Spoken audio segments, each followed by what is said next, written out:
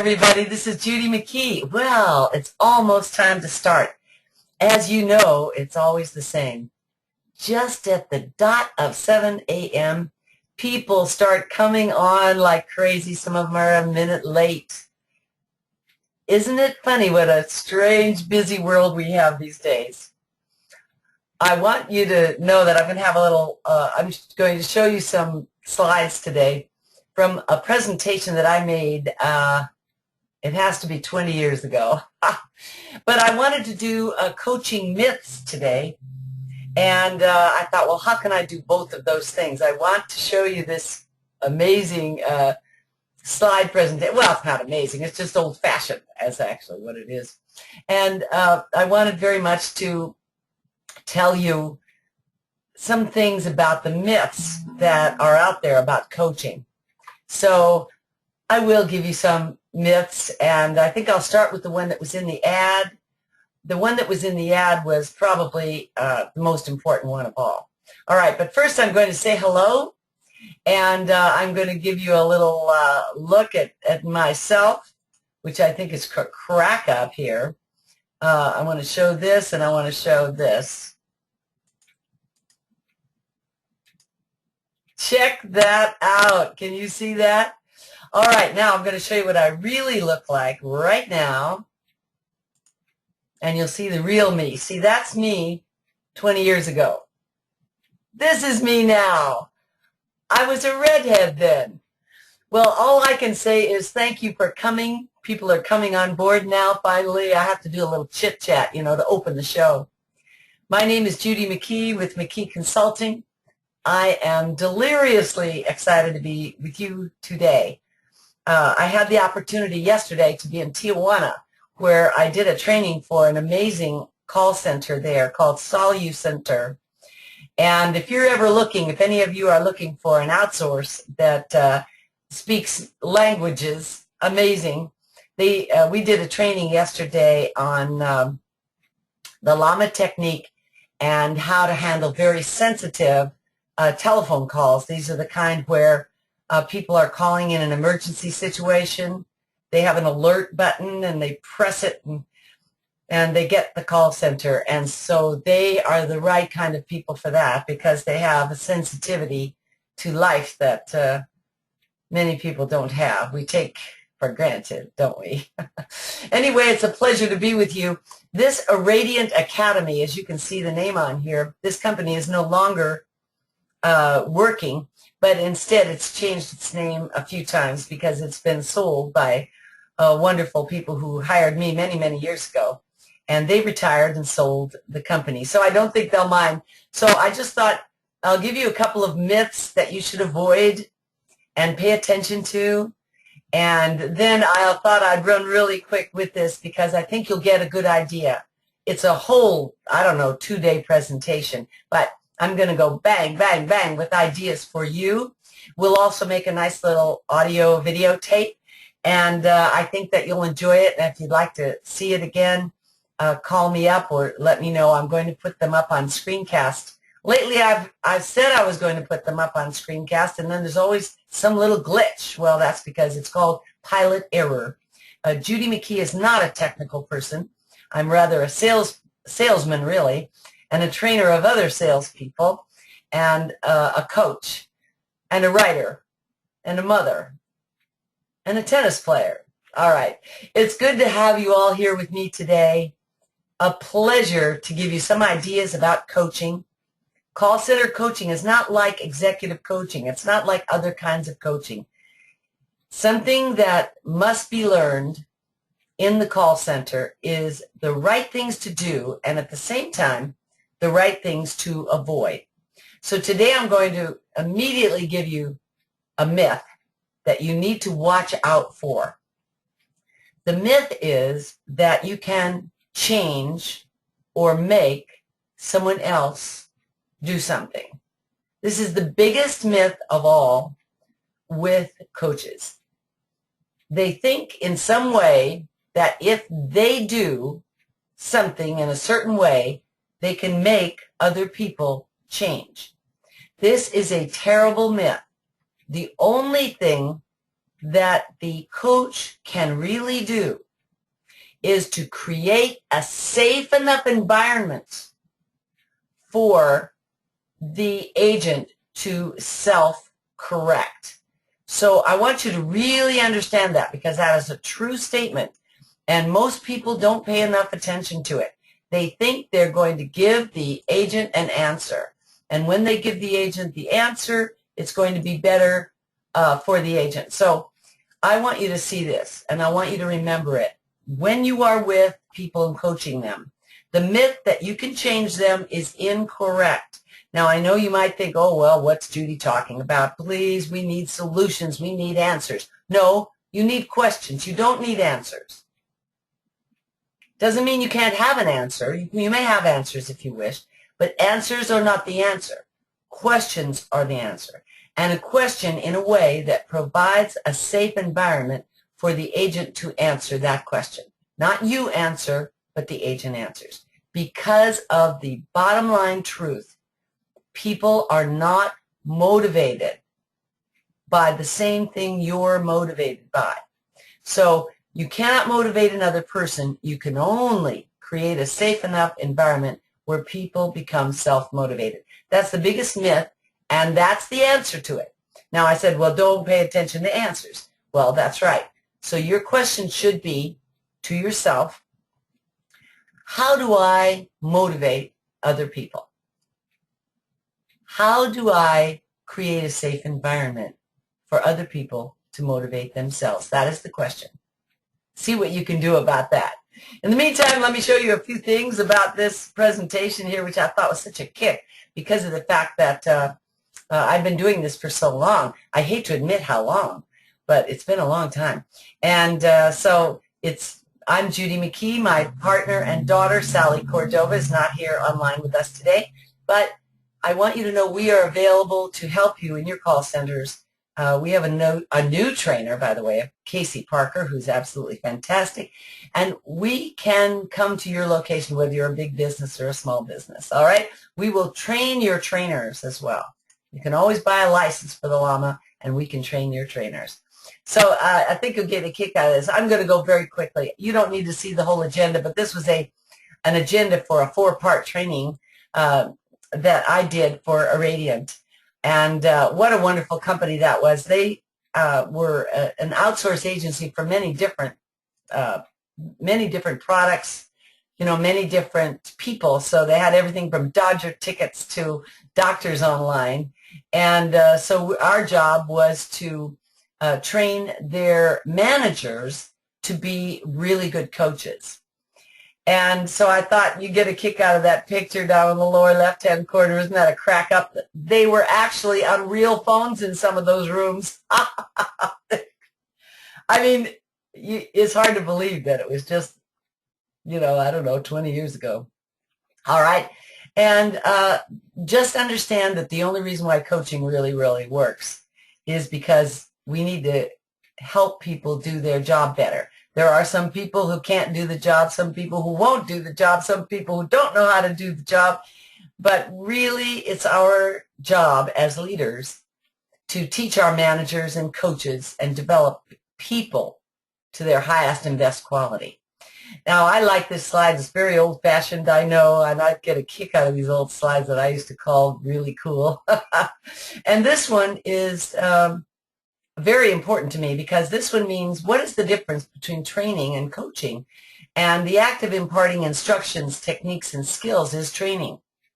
Now, that is why when you begin to coach someone, you don't tell them what to do. You should have already taught them what to do and how to do it. So coaching is really the act of polishing and refining those learned techniques through demonstration. Now, here's another myth. If you coach someone twice a month by listening to a call and sending them an email, this is not coaching. I knew you were going to hate that. There are so many call centers in the USA that have quality call managers, quality assurance people, diligently listening to telephone calls and sending the feedback to the agent with regard to their mistakes. Sometimes they even say good things. But this is a myth that this works. It does not work. 2 times a month? Once a week? You see, people learn things incrementally. They don't learn everything at once. Those of you who are trainers, you know that it is true that people take away from a training program 20%. That's what they say anyway, 20%. I think that people who I train take a little more than 20% because I pound it. But the idea is that we have to get rid of the myths, the things that we think we know that are not working anymore. And one of them is to coach twice a month over an email message to let people know what they did wrong. That does not work. People learn incrementally. I mean, if you really meant business, and I have, right now, I cannot tell you how fantastic it was. Wells Fargo has 3 levels of coaching. 3 levels. Amazing to me. This is a company that is really dedicated to having the agent on the telephone do the very best job humanly possible, so they have many levels of coaching available to that person and to the coach and to the coach's coach and to the executive coach. I mean, it's pretty amazing. And I love that because I need help. I need to be coached once in a while. Really, I forget. I talk too long, too much, and someone needs to go, give me the hook, get me out of there. So that is the myth. That one, you cannot change other people. That's the first myth. The second myth is that you have to teach people incrementally and coach them all the time, little by little. That is why in our program, it works so well. Now, I didn't know all this technical business or even understand the metrics behind this, but I always knew that when I got to coach someone, if I could just get them to do 3 things better, if I could just get them to do 3 things better every time I coach them, or if I could get the coach to spend one 1-hour session with an agent once a week and coach 1 5-minute phone call in a way that the agent found what was needed, decided how to fix it, got some support from the coach, and then did it again next week, that if they did that on 3 things every week, they would end up being fantastic on the telephones in about 3 months. I give that person 3 months to be magnificent, very centered, very good at what they do if they practice on 3 things a week. This idea of having forms, that's the other myth. The last myth for today. A form that has 20, 30 things on it. This is not useful except for a left-brain technical person who needs a lot of procedures and lines and things to check. The thing that matters is the customer taken care of? I'd like to have a form that had 3 things on it. Was the customer taken care of? Did the company get a good response from the customer? Did the agent feel comfortable while speaking on the phones? I know that's too general for all of you. But what if you could do that? I call that a context. Inside that context is content. That's lots of little things. But the main 3 things are the things that count, not the reasons they weren't polite, not the reasons they used a tone of voice that someone didn't like. Those reasons are not important. But they are ways for the agent to correct themselves. And that is always going to be the key to be very successful. All right? All right, let's look at the next thing that it says on here. Let's see, what is the next slide? Ah, yes, catch them doing something right. Create a safe environment. Now people say, well, Judy, how do you create a safe environment? Well, you catch them doing something right. You eliminate constructive criticism. I mean, that's just constructive criticism is like an attack with a phony cloud in front of it or a puffed up thing. I don't know how to describe it, but it really means I'm going to attack you, but I want you to understand that I'm going to be soft about it because it's really for your own good. It's very parental. Constructive criticism does not work. That's another myth. Constructive criticism gives people feedback and they love it and they're going to do so good once I let them know what's wrong with them. I wish all of you had what I have. Oh, I don't have it yet, but I'm very much considering getting a tattoo. And the tattoo will have this hand stamp that says approved. People want and need approval. Here's the question for you today. How can you go around and approve of everybody in your call center? How can you stop by their desk and find something to improve? That would be a question for the day. Use positive reinforcement only. Naturally ensure an atmosphere of mutual trust. I don't trust people who criticize me. I don't even hang around with people who criticize me. If they don't like me, let them go find somebody else they like. But don't be critical of me and expect me to love you. Not that that ever happened. I'm telling you, I have the greatest friends in the world. I have a few coaches, too.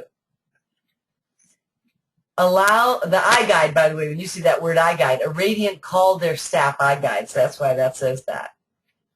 Allow your, of course, the person that you're training to ask any question at all.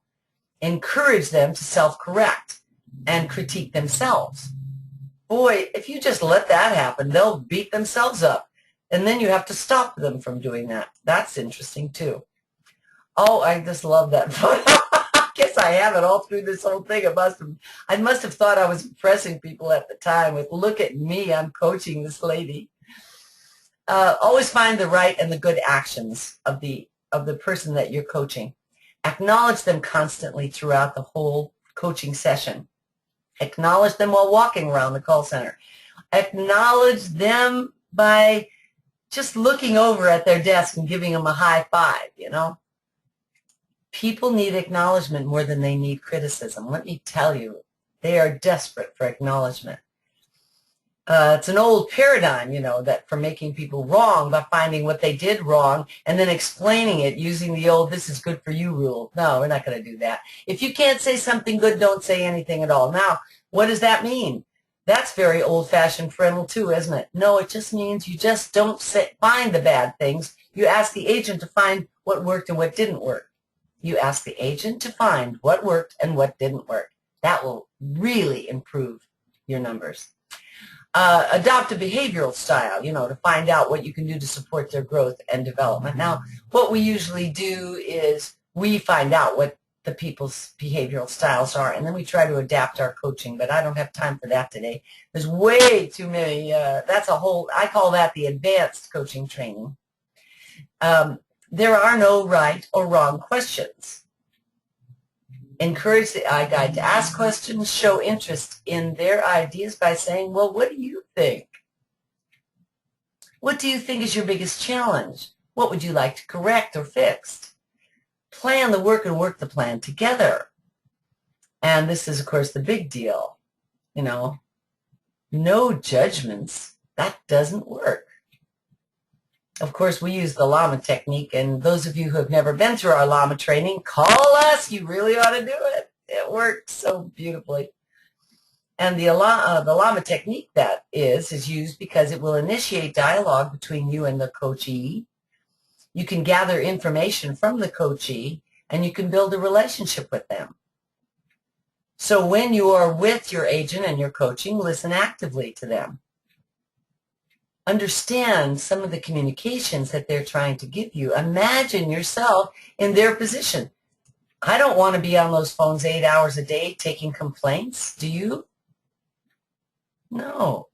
Hear without judging them. Do not add your judgment to whatever you hear. See, that's kind of hard for us, isn't it? Detect and understand the feelings of the person that you are coaching.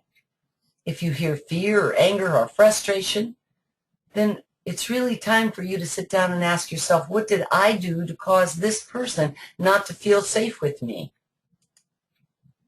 Give all your attention to the person you're coaching. Well, that's pretty obvious. Don't be doing something else. When you acknowledge someone, it's really important that you paraphrase what you heard so your conversation partner is sure to understand you. In other words, you want to demonstrate what you heard to that agent. Use words like good, great, thanks, fine, I got it, no kidding, that's fantastic, I really think you're wonderful, you are the best in the West, you're going to be someone that we're always going to be proud of. The person asking the questions is always the person in control, so that is why the coach needs to ask the questions. Always. Oh, here are some scripts that I wrote for the coach so that they could take a look at, well, what would I have said? Or that, in this case, the agent said, I didn't do that very well. And I'm telling the coach that they should notice that this agent is troubled, is concerned. Because really the only thing we're coaching them is how to be better people, how to be better at their job, and how to go home at the end of the day knowing they did the best job they could. So anyone might have done the same thing. That's something that I might say. That was a hard response from the customer. What might you have said instead? Notice I'm always ending on the question because I'm always waiting for the agent to complete the learning process. Not me. I'm a coach. And the agent then says, oh, well, the customer was rude to me. And so I noticed that the eye guide or the agent sounds upset or angry. So I say, I know it hurts when a person is rude to you. Still, we have to give the customer the benefit of the doubt. Was there anything you could have said that might smooth things over a little? Anything at all? In other words, I want the agent to fix it, not me. Sometimes coaches need an opener. When you've never coached someone or you have someone new, you might want to just ask them some kind of question. What type of work were you doing before you came here? How can I assist you in becoming more proficient in your job? What can I do for you? You might ask them, when I want to start a relationship, what are your goals? What do you hope to gain from this improvement? Take an interest in them. I don't have time for the DISC model, but we love the DISC model because I really like to coach. If I have an idea, I know just what to do with them. If I have another person just like me, I know I better set a timer. We're never going to get out of this coaching engagement. If it's a steady, stable relator, and by the way, most of them are in customer service, steady and stable. They don't take criticism very well, and they need a safe environment more than the D's and more than the I's. And the C is the compliant. They just want to be right. So you have to figure out a way to help them to be right because that's their goal in life. All right, so the next piece, of course, this goes on, but I just wanted to say I love these old slides, and I want you always to be listening for the stops. And I say, what are the stops? What are the stops that you should listen for on a phone call? Don't listen to your agent. Listen to whether the customer changes. Listen to whether the customer sounds irritated. Then look back and see what the agent might be able to do. It is a myth to listen only to your agent.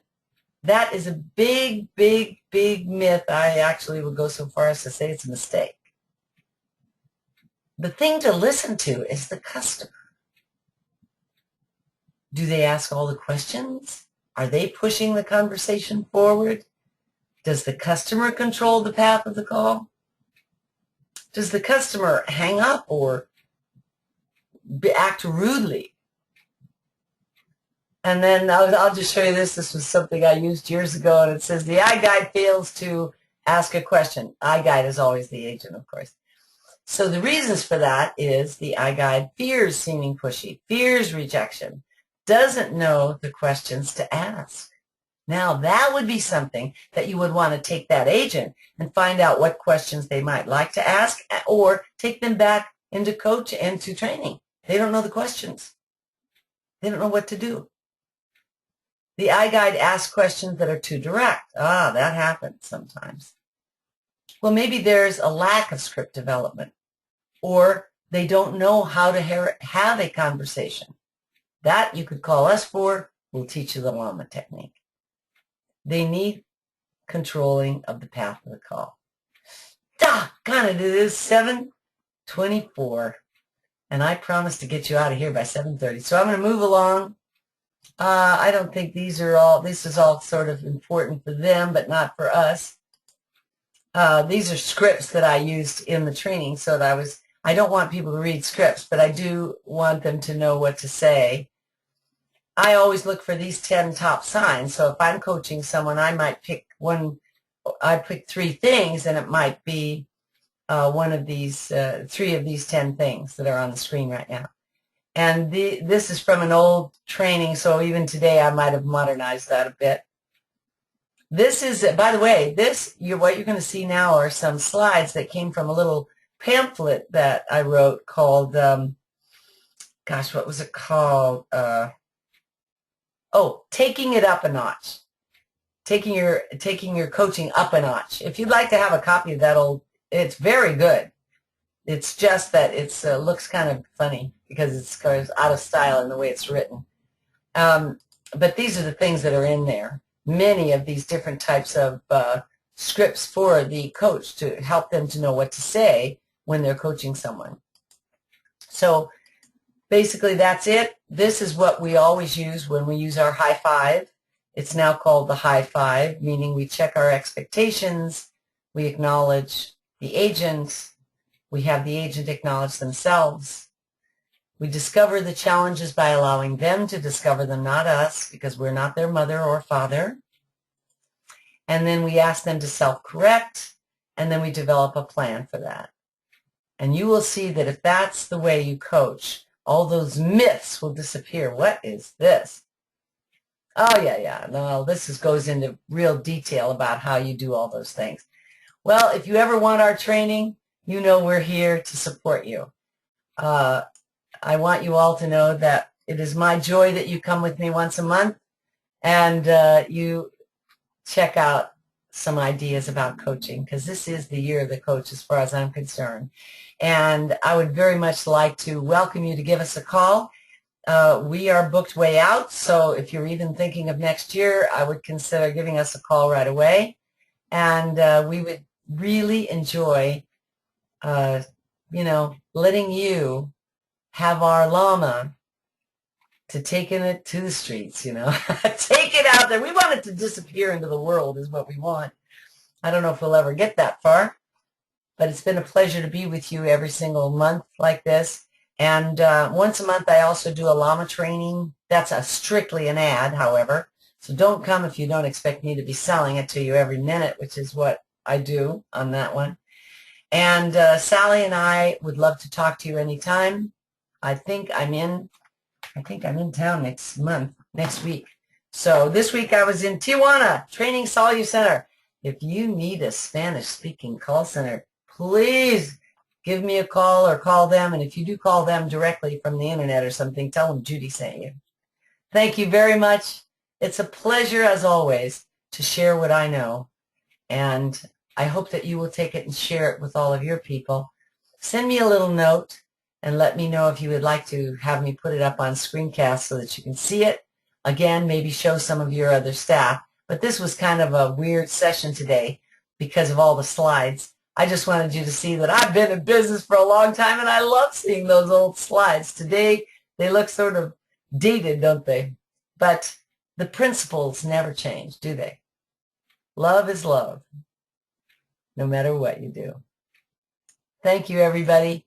Let me say goodbye. Have a great weekend. I personally am going to play tennis and have a good old time.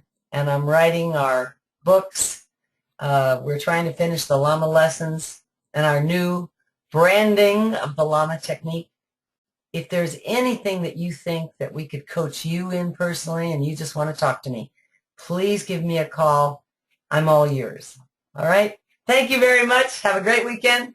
I'll see you in about a month from now. And we'll do something else. I don't know what yet. Bye-bye.